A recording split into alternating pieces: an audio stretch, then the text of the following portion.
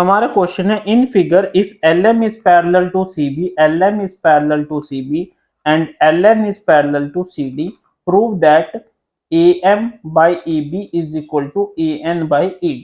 सबसे पहले देखिए स्टूडेंट्स, इस क्वेश्चन में हम कैसे करेंगे।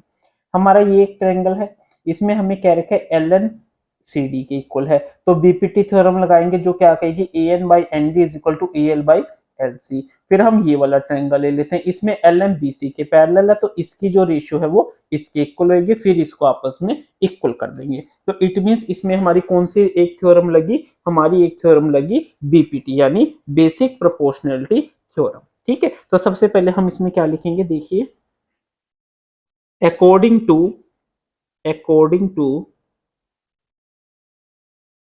Basic proportionality theorem, basic proportionality ये लिखना है, बार बार आपको बता रहा हूं। According to basic proportionality theorem क्या कहती है वो, यानी बीपीटी क्या कहती है, a line drawn parallel to one side of a triangle divides the other two sides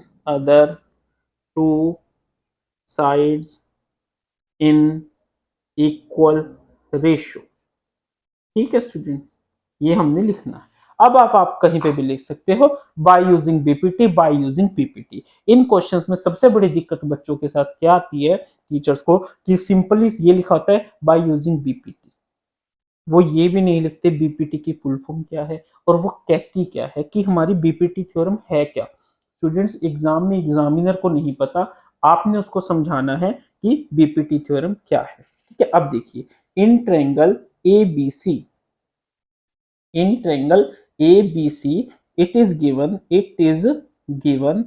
क्या given है, LM is parallel to BC, therefore by using, अब आप लिख सकते हो by using BPT। क्यों, क्योंकि ऊपर आपने बीपीटी की फुल फॉर्म भी लिख दिया और उस थ्योरम की डिटेल भी लिख दी है। तो अब वो क्या कह रही है,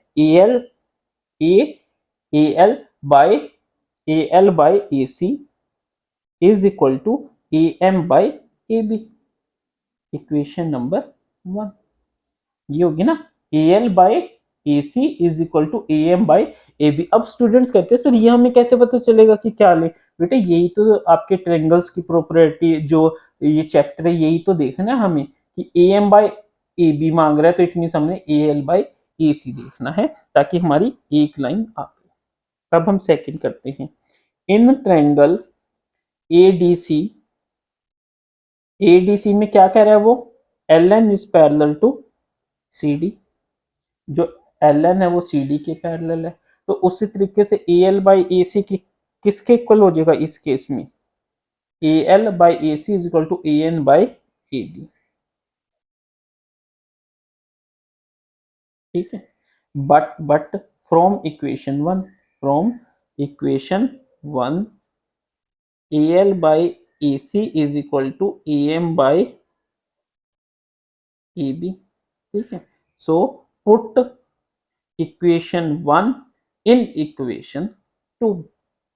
ठीक ठीक है, तो इसमें क्या कह रहा है, AL by AC है ना यहाँ पे इक्वेशन 2 में, इक्वेशन 2 क्या कहती है, फ्रॉम इक्वेशन 2 क्या कहती है, AL by AC is equal to AN by AD, यहाँ से AL by AC कितना है, AM by AB is equal to AN by AD। ठीक है स्टूडेंट्स, और लास्ट में क्या लिख देंगे, हेंस प्रूव। इस तरीके से आपने इस क्वेश्चन को करना है, तभी आपको फुल मार्क्स मिलेंगे। थ्योरम लिखनी बहुत जरूरी है, खाली नाम से काम नहीं चलेगा यूजिंग बीपीटी। Okay students.